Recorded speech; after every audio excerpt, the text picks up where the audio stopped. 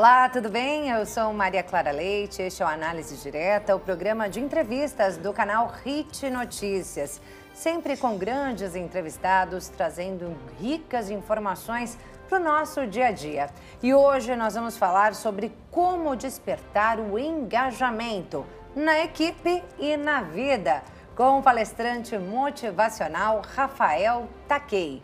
É agora, aqui no Análise Direta.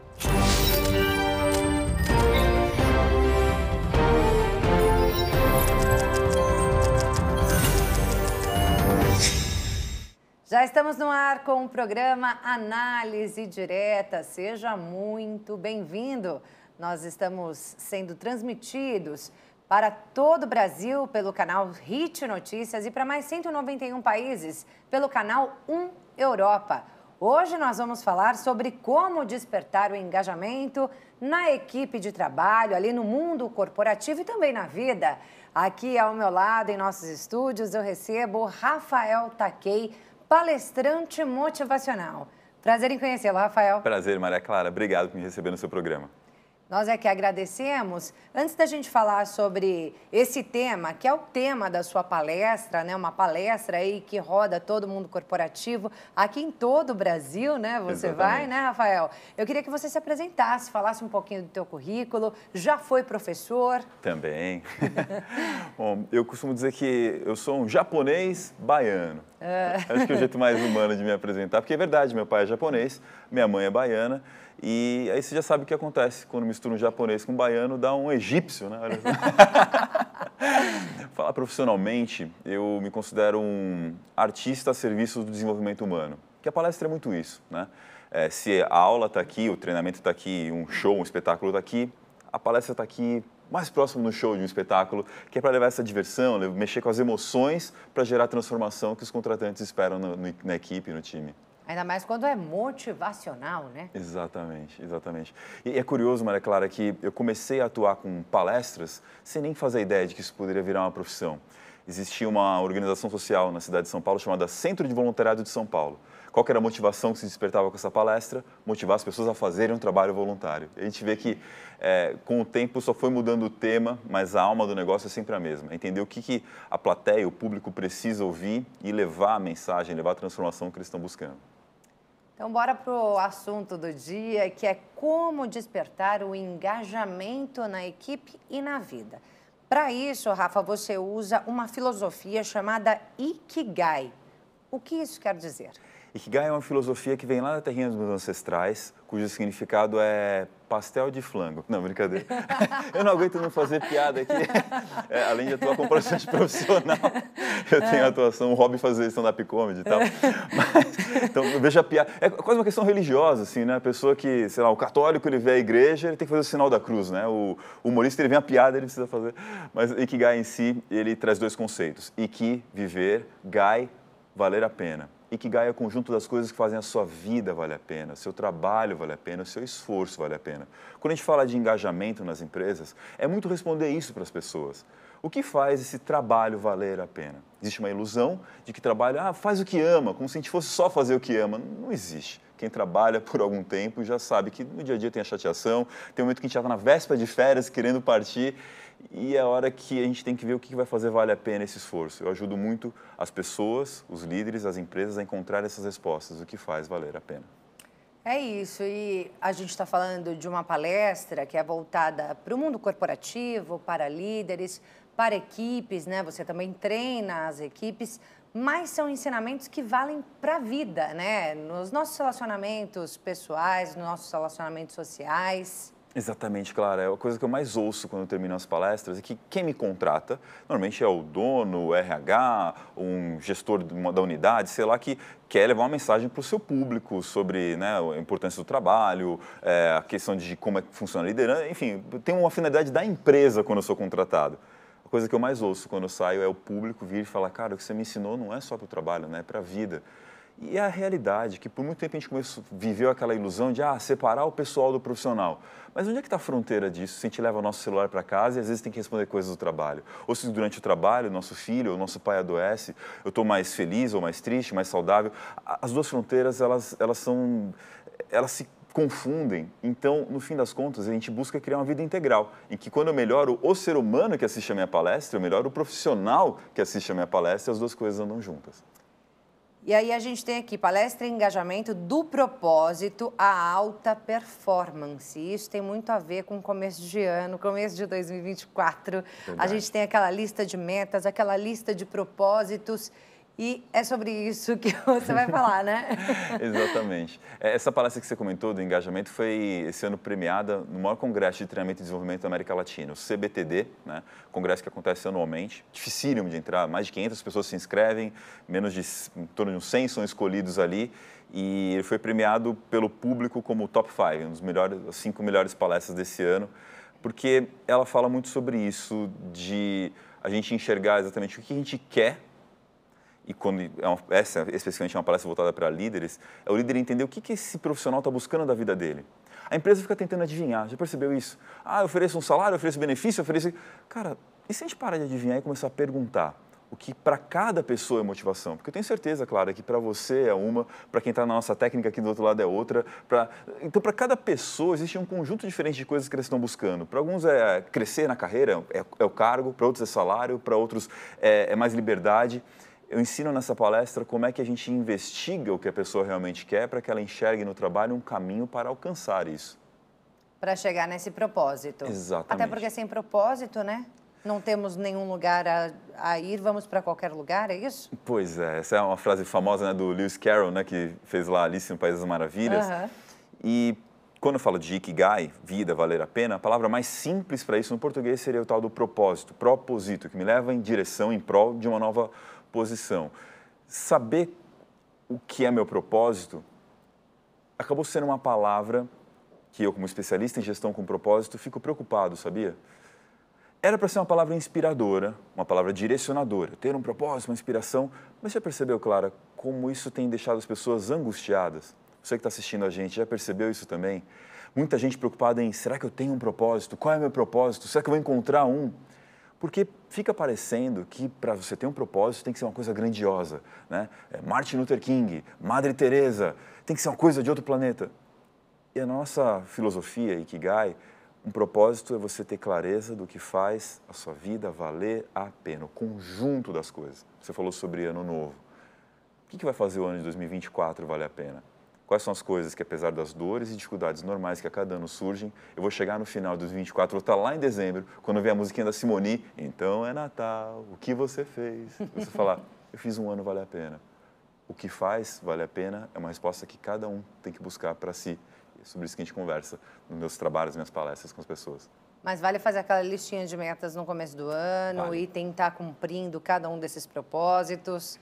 É importante. É importante. Agora, as pessoas se confundem na hora de fazer lista de metas. Você que está chegando agora no final de ano e está querendo fazer listas de metas, já viu que tem 2 erros mais comuns. Número 1, colocar um monte de coisa, colocar 12 coisas. Eu quero emagrecer, eu quero juntar dinheiro, eu quero... né? Colocar um monte. Um dos grandes autores da gestão, Stephen Covey, ele dizia que 12 metas é tão bom quanto 0 metas. Porque a grande chance é que você comece a dispersar, tentar fazer um pouco de tudo e não fazer nada no final das contas. É o famoso menos é mais. Escolhe o quê? 1, 2, até 3 metas. Ótimo. A partir disso, você vai começar a desfocar. Sua vida ela já está funcionando. Você está vivo até aqui. Tem uma série de coisas para melhorar? Com certeza.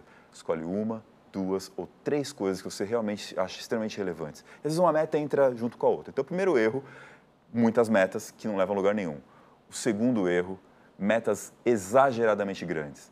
Então, eu passei a minha vida inteira sem nunca fazer atividade física. E estou me cobrando porque está começando a ter colesterol, diabetes, agora, ou estou ganhando peso e falo, não, agora eu quero virar um atleta, o cara quer correr uma maratona. Nunca correu. Metas descabidas. A grande sacada da meta é ela ter um nível de desafio de um lado, mas ter um nível de realismo do outro. Coisas que é possível dar uma pequena melhorada vez após vez. Veja como fica até mais prazeroso você estabelecer uma meta que você vai, de repente, conseguir alcançar em outubro, em setembro, do que aquela gigantesca que você vai terminar em dezembro frustrado, não é mesmo? Tem que chegar no meio termo ali entre o expectativa e realidade. Exatamente. A expectativa é lógica, eu quero ter aquele corpo fit, eu quero ter aquela grana no banco, eu quero ter aquele trabalho que eu adoro. Só que é entender o quanto é possível fazer nesse ano e no próximo ano. E mais que isso, uma vez que você teve a noção das 3 grandes coisas que você quer na sua vida, é transformar isso em degraus de escada. pequenos passinhos. Para eu chegar lá, quais são as pequenas coisas que eu preciso fazer? Melhor do que definir metas é estabelecer hábitos. Que hábito você precisa para poder chegar até lá? Então, eu quero emagrecer, né? Quem não quer ficar com o corpo melhor hoje em dia, mas passo no mercado e enfio a mão na prateleira ali e encho de porcaria. Vai estar fácil, vai estar na mão. Na hora que você estiver cansado, estressado, você não pode querer contar com a sua boa vontade. Se você tem hábitos de compra de comida ruim, você terá hábitos de alimentação ruim. Os hábitos interferem muito mais no seu resultado no final de ano do que aquilo que você desejou com uma meta. A meta, ela direciona, ela ajuda você a escolher quais os melhores hábitos para isso, né? É isso, quando a gente está falando do indivíduo, do individual, né? Só que você faz ali uma palestra para toda uma equipe do mundo corporativo. Sim. E aí eu vi ali no seu release um termo chamado MOAI. MOAI. É um propósito compartilhado, é isso? Exato. A gente vive num mundo que favorece e fortalece cada vez mais o individualismo. As redes sociais, você aparecer, você chamar atenção e tal. Ikigai é o que faz a sua vida valer a pena. Só que a gente tem que lembrar que a gente vive e sobrevive em sociedade. A sociedade trouxe uma expectativa de vida maior para nós. Trouxe acesso a recursos, coisas que... Por que a gente vive juntos se dá tanto trabalho viver juntos? Porque, no fim das contas, vale a pena. E um precisa do outro também, né? E o Moai é isso. É encontrar exatamente onde é que eu e você temos algo que nos conecta. Hoje, por exemplo, a gente está no Moai aqui, que é conversar com as pessoas que estão nos assistindo, você fazendo as perguntas. E eu aqui toda buscando... uma equipe trabalhando ao mesmo tempo para que isso dê certo. Exato, tem minha assessoria de imprensa, tem a Celeste, tem o pessoal do câmera, tem a Fabiana, produtora, tem todo um time que está em torno da missão de fazer esse programa poder funcionar. E tem um espectador, estamos com algo que a gente compartilha. Só uma curiosidade sobre a palavra Moai, ela é de um dialeto do sul do Japão, uma região chamada Okinawa, em que as pessoas vivem da pesca. E para quem é pescador, se perdeu o barco, perdeu a vida. A palavra Moai significa a corda que mantém os barcos unidos nas tempestades. Viver em equipe, viver em sociedade tem suas tempestades, tem suas brigas, tem seus desafios. Qual é a corda que nos mantém unidos? A gente tem que ter muita clareza desse motivo para a gente se manter juntos, o que vai fazer valer a pena o time se unir, apesar das dificuldades. Muito bacana. E como é que você coloca isso na cabeça das pessoas? Olha, na hora que você está ali no meio da palestra. Pois é. As empresas são movidas pelos seus líderes, mas vamos falar sobre vida pessoal. As famílias são movidas por quem os lidera. Pai, mãe, o patriarca ou a matriarca da família. Os grupos têm suas lideranças informais. Liderança não é só empresa. Liderança é uma atitude natural. A gente tem a chefia, que é um cargo que é dado para pessoas e empresas. Mas a gente tem uma atitude natural de liderar. Muita gente gostaria de liderar melhor. Se tem uma dica inicial para você criar esse Moai, é tentar cada vez menos buscar ser uma pessoa interessante e cada vez mais buscar ser uma pessoa interessada. Você, como uma jornalista, sabe que a arte do jornalismo está nas perguntas que a gente faz e que vão trazer as melhores respostas possíveis. Um bom jornalista é um bom perguntador, um bom líder também. Como é que eu faço para não ter que adivinhar o que a pessoa quer? Pergunta. Pergunta o que ela busca, o que ela quer, quais dificuldades ela está enfrentando. E aí, através das perguntas, a gente constrói o caminho para a pessoa entender as suas motivações. Ser uma pessoa interessada é o caminho para você também ser interessante para os outros e aí começar a criar essa união que mantém o grupo juntos. E é disso que começa a surgir aí o despertar do engajamento. Esse é o nosso assunto de hoje aqui no Análise Direta, com o palestrante motivacional Rafael Takei. A gente segue falando sobre esse assunto já depois do intervalo. Não sai daí não.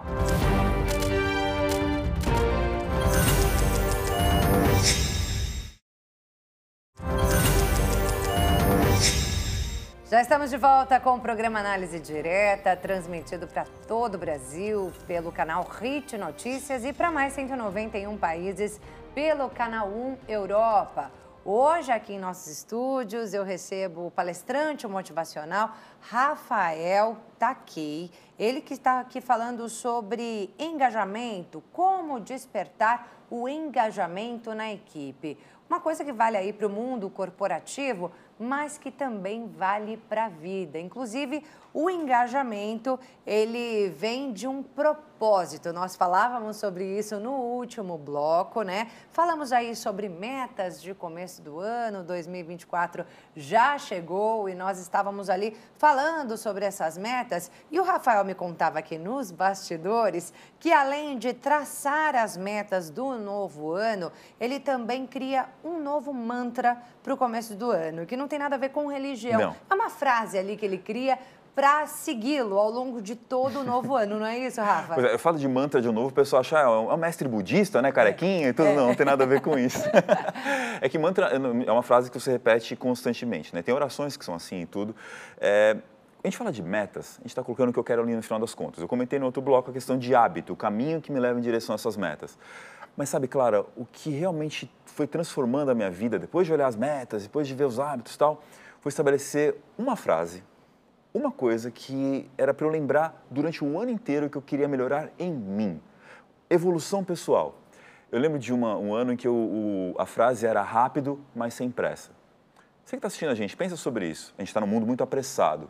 O Brasil é topo do ranking de ansiedade. Eu sou um cara que sente muita pressa. E o apressado, que é esse sentimento, é o que faz a gente ficar afobado, a gente ficar, às vezes, agressivo, não é? Rápido. E faz com que tudo dê errado. Exato. Tudo e até dá quando errado deu quando você certo tá não com parece pressa. bom o suficiente. Né? Então, o que acontece? Rápido, mas sem pressa era um mantra, uma frase que eu repetia para, sim, rapidez tem a ver com velocidade, ser ágil e tudo mais. Isso é bom. O problema é que eu não podia me entregar ao sentimento da pressa. A pressa é quando a gente quer que as coisas vão mais rápido do que é possível ser realizado. Eu passei o ano revendo essa questão de fazer as coisas rápidas, mas sem tanta pressa. Cada ano eu estabeleço uma frase. Tem um ano que foi... preciso muito preparo para improvisar com excelência. Sempre foi aquele cara que fazia a lição de casa na última hora, que entregava as coisas no improviso. Improviso é bom, saber improvisar num mundo que as coisas mudam de uma hora para outra é uma grande habilidade. Mas quando a gente pode se preparar, aumenta inclusive a chance do improviso ser melhor. Então deixa eu fazer um convite para você que está nos assistindo. Agora nesse ano de 2024, o que você entende que é uma coisa para melhorar em você? Uma pequena frase para te lembrar de um aspecto, aqui não cabe nem 3 como no anterior, uma coisa que você quer mudar nesse ano para se tornar alguém um pouco melhor. Porque através daquilo que você faz, você vai se tornando aquilo que você é e conquistando aquilo que você tem, as suas metas, seus objetivos. Melhora um pouquinho a cada ano, você vai ver que a sua vida vai ser muito melhor no acumulado de anos que você tem pela frente. Olha aí, são realmente dicas valiosas aí para quem está no mundo corporativo, né? As suas palestras são voltadas para isso, mas vale muito para a vida. Pois é. É muito para a gente aplicar no nosso dia a dia, né? E aí, a sua palestra, ela trata do despertar o engajamento na equipe, mas tem muitas dicas aí para os líderes também, né? Você começa até falando sobre esses elos do engajamento, né? Para poder despertar esse engajamento no líder primeiro. Pois é. A primeira coisa que o líder tem que entender se ele quer despertar o engajamento na equipe, na verdade, assumir é que ele mesmo nem sempre está tão engajado. Quem já esteve ou está na posição de liderança sabe que tem dia que a gente está sobrevivendo ao trabalho. Isso não é uma questão de opinião. A Gallup, maior agência de pesquisa internacional, fez um levantamento. Ela faz um levantamento anual para ver o estado do engajamento no mundo. Tenta chutar um número, Clara. Para cada 100 pessoas, quantas você acha, em média, que são aquelas que são realmente engajadas, que têm aquele brilho no olho, vontade de fazer acontecer no mundo das empresas? 10? Opa! 10, 12, né? Primeira notícia, você está certa. Porque acertou o número? Não, porque na sua realidade, do que você viu nos lugares onde passou, de repente esse número é o que bate para a experiência que você teve. Tem gente que chuta 30, 40. A experiência individual é uma coisa. Numa pesquisa internacional tem um número específico. No ano de 2023, na pesquisa que eles apresentaram, a última pesquisa, 23%. 23% de pessoas com quem você pode contar mesmo, que estão com vontade, estão dispostas, estão na missão. Sabe o que assusta? Eu já fui mais pessimista, né? Foi, mas o número ele varia. Teve anos que teve 15, 17, varia. E varia de país para país. Mas sabe o que assusta? Que o líder tem que entender que tem o outro lado dessa moeda. Primeiro, vamos entender o número, 23. Legal? Significa que para cada 10 pessoas pode contar com quantas? 2. Ponto 3. Ponto 3 é o quê? Um menor aprendiz? O que é um 2.3? 2 pessoas é pouco, não é? Você não conta comigo, mas pode contar com a minha mão. Conta com aquele outro, mais ou menos. Agora, do outro lado, tem 18% de desengajados, pessoas que estão ativamente contra a missão do negócio. E você pode pensar isso na associação em que você está. Então você tem 2 e 2, né? Que na média, mais ou menos, 18% de são dois caras que estão contra, que arrumam encrenca, brigam com as pessoas e resta uma massa. Os outros 6 a cada 10, em torno de 60%, 57% para ser mais preciso nessa última pesquisa, são aqueles que estão sobrevivendo. É o não engajado, meio mais ou menos. Eu falei sobre a questão do líder, ele identificar em si mesmo. Eu estou engajado nesse momento? Eu estou mais ou menos, estou não engajado, só fazendo o básico para sobreviver, ou até estou desengajado, estou contra, estou chateado com essa empresa, com esse negócio, com quem eu lidero, porque se reconhecer é o primeiro passo para perceber o que precisa ser mudado no negócio, na relação dele, se ele precisa de repente mudar até mesmo do trabalho, assim por diante. Porque aí, quando o líder reconhece a sua posição atual, é que ele pode começar a percorrer esses 4 elos do engajamento que são o tema central da minha palestra. E quais são esses 4 elos? Um por um? Um por um. Primeiro elo, envolvimento.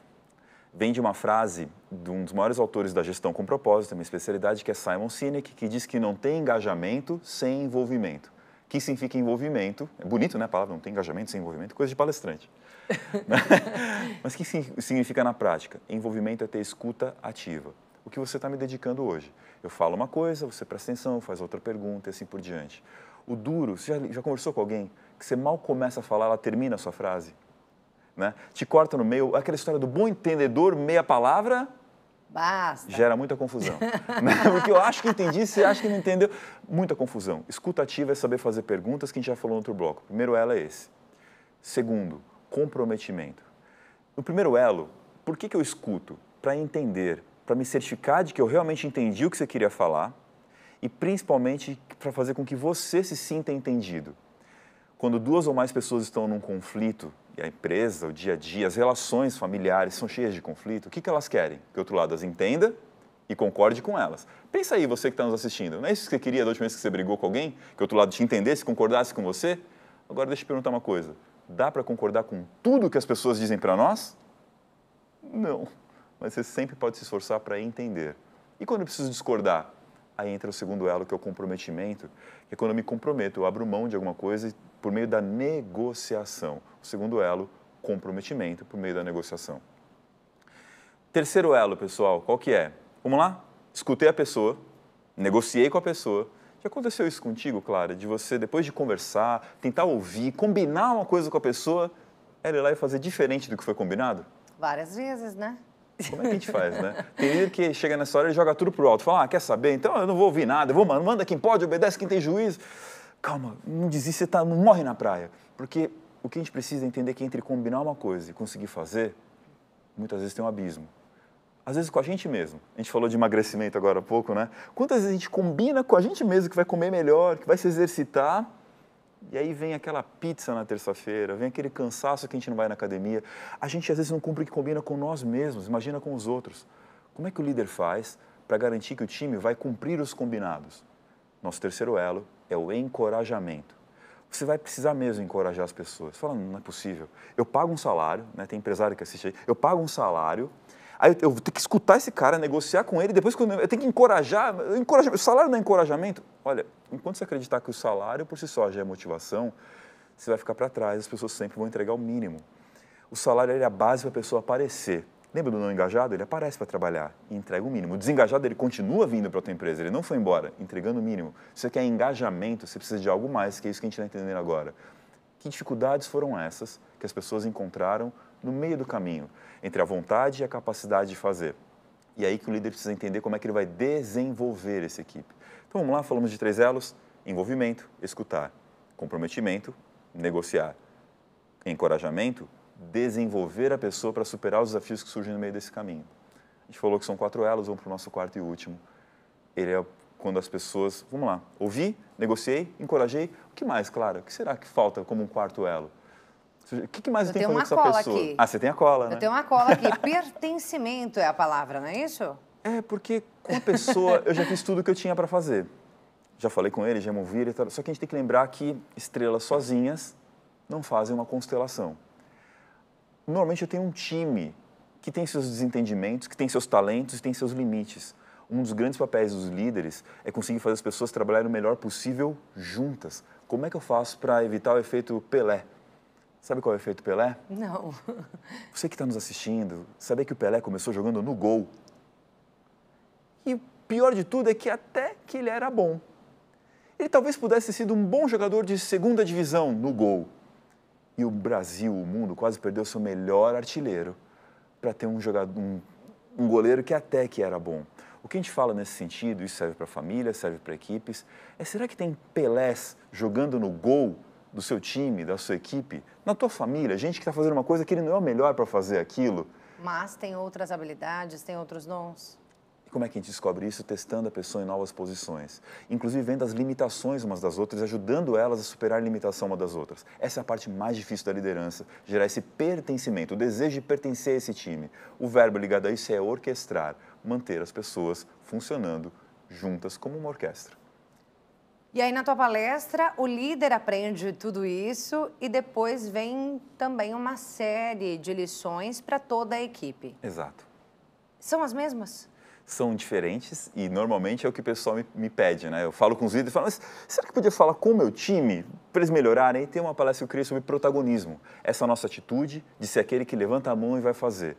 Só que, para não ficar aquela coisa chata de, você tem que ser protagonista, você tem que fica parecendo que eu estou fazendo proselitismo a favor do negócio, eu criei uma palestra que fala sobre o contrário, na verdade. Não sobre o que você ganha sendo protagonista, mas tudo o que você perde quando você se entrega aos vilões contra o protagonismo. E a gente pode falar um pouquinho sobre o que são cada um desses vilões que ficam entre nós e aquilo que a gente promete para nós mesmos que a gente quer fazer da nossa vida. São quantos esses vilões? É muito customizável essa palestra, né? Eu normalmente levo 5 vilões para quando eu vou fazer a palestra nas empresas, mas ao todo eles vêm da psicologia positiva, tem 24 forças de caráter, que quando elas estão desreguladas geram 48 vilões possíveis, e aqui a gente pode escolher só alguns, porque a gente não vai, senão a gente não vai dormir, não vai descansar. Não, pelo amor de Deus, vamos ter pesadelo, inclusive. Vamos ter pesadelo. Se dormirmos, vamos ter pesadelo de tantos vilões. Para escolher esses vilões, o que a gente faz, na verdade, é conversar com o líder, ver quais são as dores que o seu time tem, o que está fazendo o time não funcionar e a gente escolhe os principais para poder vencer, porque senão ninguém aguenta também, né? Fica falando sobre infinitos vilões possíveis. Pois é, então vamos conhecer esses vilões e saber como combatê-los já no próximo bloco. Não sai daí não, vamos a um breve intervalo.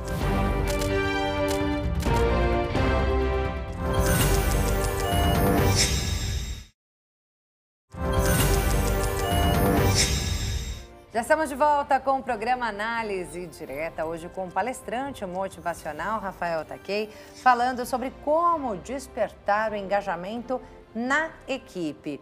E no último bloco a gente falava sobre os vilões que impedem, né, a equipe, as pessoas de protagonizarem ali no mundo corporativo.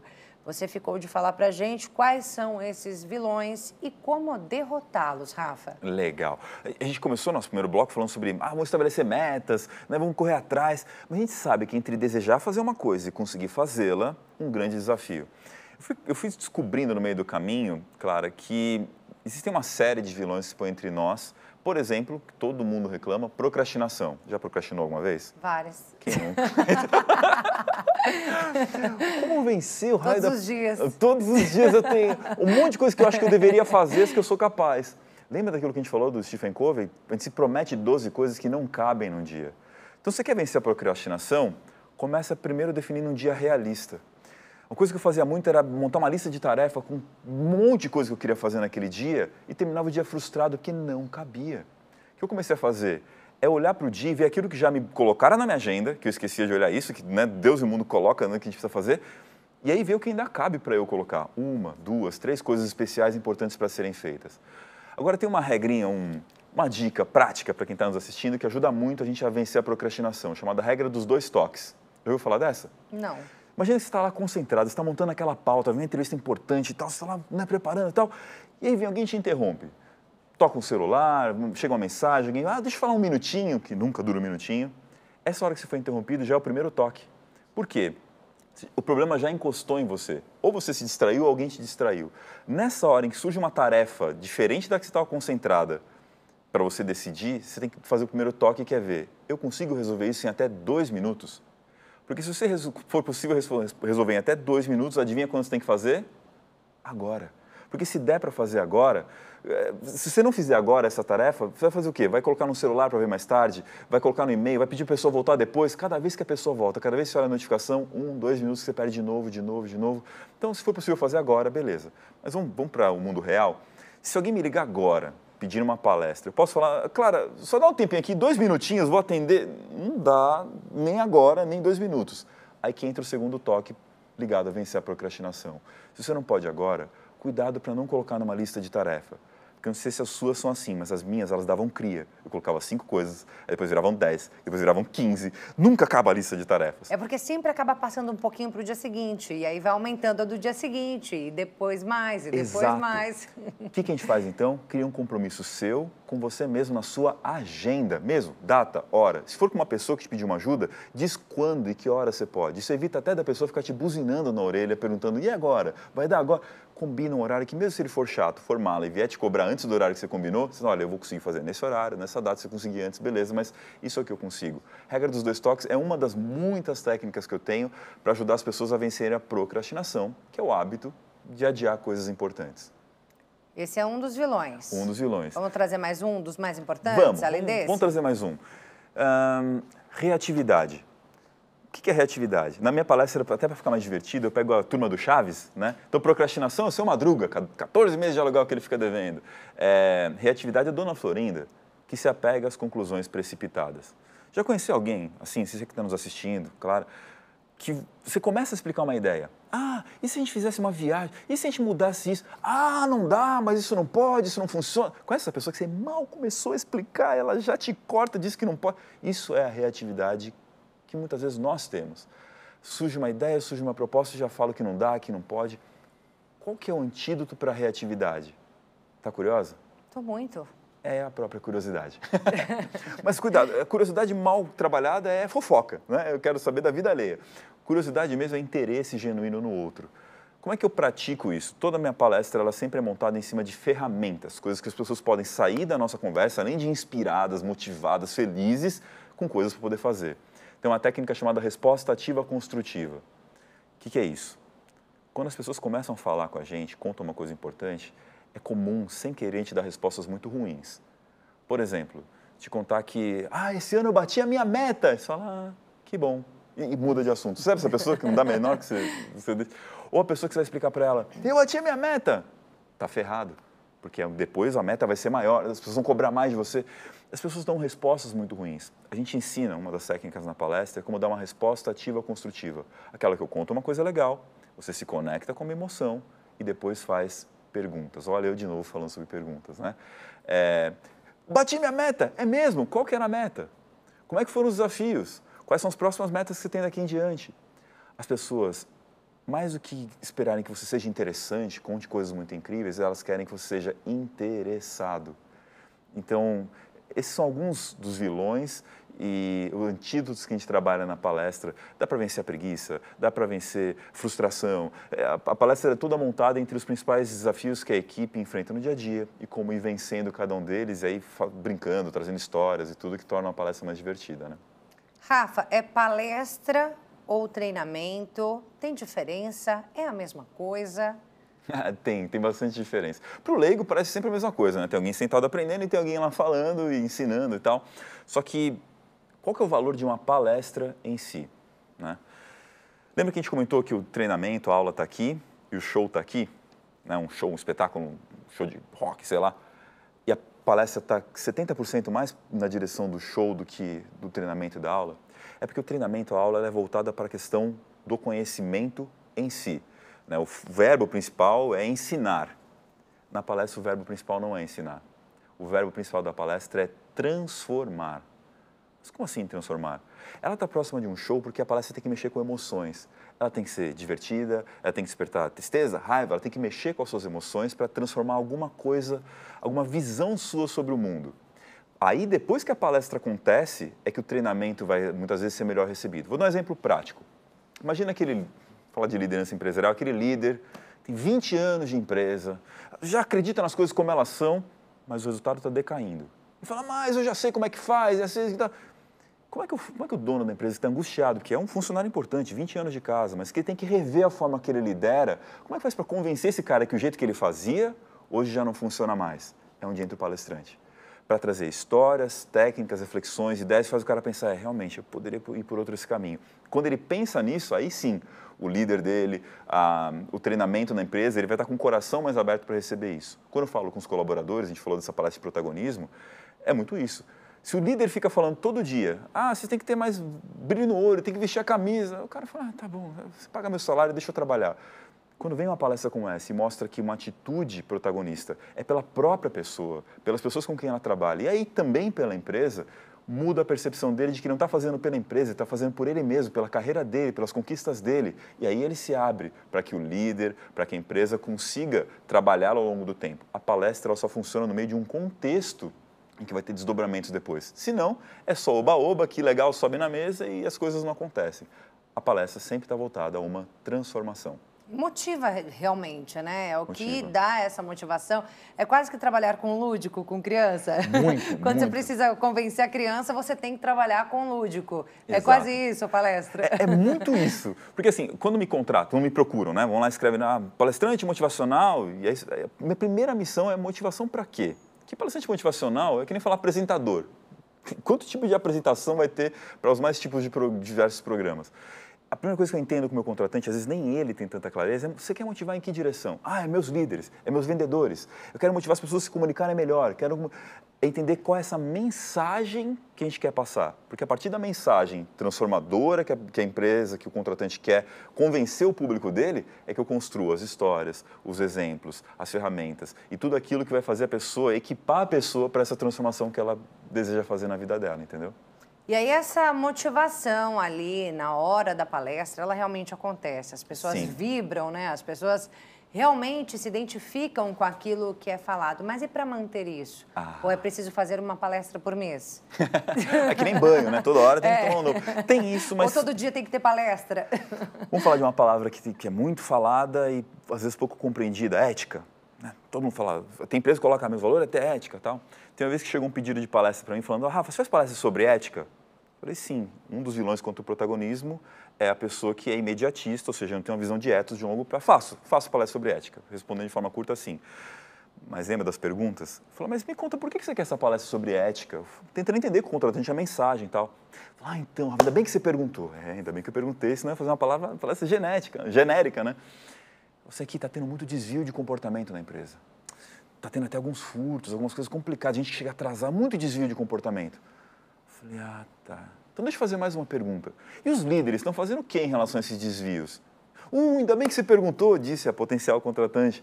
Falei, ainda bem que eu perguntei mesmo. Porque tem alguns líderes que também têm uns desvios de comportamento, até por isso que a gente está pedindo. Clara, você acha que se eu fizesse uma palestra sobre ética, nesse contexto, a palestra em si sozinha resolver alguma coisa? Não, né? Tapar o sol com a peneira. Eu falei, tá, deixa eu fazer só mais uma pergunta então. Tem um código de ética na nossa empresa sobre o que é certo e o que é errado? Porque a visão do que é ético e do que não é varia muito de empresa para empresa, né? Às vezes eu pergunto para as pessoas, a indústria do cigarro é ética? É quem fuma fala, sim, paga imposto, dá emprego. Quem não fuma fala, não, isso aqui mata a gente. E a da bebida? Já fica mais amplo, gente que gosta e que não gosta. E chocolates? Que também tem açúcar, também tem. E a própria verdura com agrotóxico. Você vê que a visão do que é ético e do que não é muda de uma empresa para outra? Bom, só respondendo, no fim das contas, é que a gente vai chegar com isso. Eu falei para ela, olha, a palestra sobre ética, nesse caso, sozinha não vai resolver.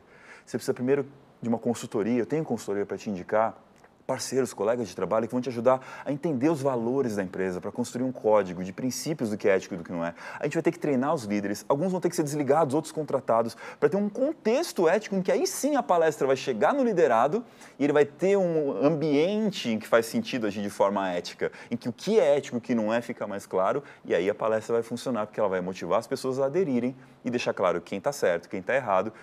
A regra do jogo fica clara para todo mundo. Você percebe que é uma ponta da lança de todo um contexto que a gente tem que construir para a palestra fazer sentido?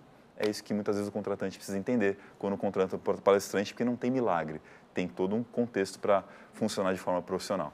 Tem todo um caminho aí a percorrer, né? Exatamente. E muitas informações que o Rafa consegue passar aí nas suas palestras, né? Claro que toda ela montada de acordo com a necessidade de cada empresa, de cada local, né, Rafa? Exato. Mas lá nas suas redes sociais... Ah, legal, boa. Você também traz alguns conteúdos, né? Então, eu já gostaria que você divulgasse e já deixasse as suas considerações finais, trazendo um pouquinho aí do que tem lá nas suas redes sociais, porque, infelizmente, nós já estamos chegando Essa é a hora ao que fim. a plateia falou, isso... Bom, vamos lá. Eu falo que minhas redes sociais, elas são um local de sabedoria com fuleiragem. Porque vocês viram que eu fico fazendo piada, brincando o tempo todo. E assim, ao mesmo tempo tem, óbvio, muito embasamento. Tudo que eu trago tem embasamento prático, científico e tal. Mas para ficar leve, ficar divertido, eu busco mesclar com cultura pop. Então, se você quiser conhecer lá meu conteúdo, segue lá, @Rafael Takei, Rafael com F, Takei é T-A-K-E-I. Em todas as redes, no Instagram, no LinkedIn, escreve Rafael Takei, você vai me encontrar. Quando eu falo que tem fuleiragem, porque eu misturo às vezes coisas de desenho animado, anime, séries de televisão, filmes que estão em alta, para trazer para o mundo real, para o concreto, as sabedorias, os conhecimentos que a gente traz lá. Vai ser uma honra te seguir lá. Se tiver dúvidas, também quiser bater papo, pode mandar direct, mandar mensagem. Vai ser uma honra conversar com vocês e a gente se conectar. É isso aí, pelo menos para dar um pouco de risada, né? No mínimo um pouquinho de fuleiragem você vai ter na vida. A gente conversou agora há pouco com um outro entrevistado e ele também falou sobre isso, né? O quanto é importante sorrir. Muito. Então tá aí, já começa sorrindo, vendo sua rede social. Exatamente. Rafa, obrigada, viu? Foi um prazer te conhecer e foi uma aula aqui pra gente, né? Sobre como despertar o engajamento. Obrigado por esse papo, Clara. Valeu por acompanhar a gente. E você pode rever este programa lá no nosso canal no YouTube, que é o Hit Jornalismo. Acompanhe lá essa edição e todas as outras do Análise Direta. Muito obrigada pela sua companhia e até a próxima.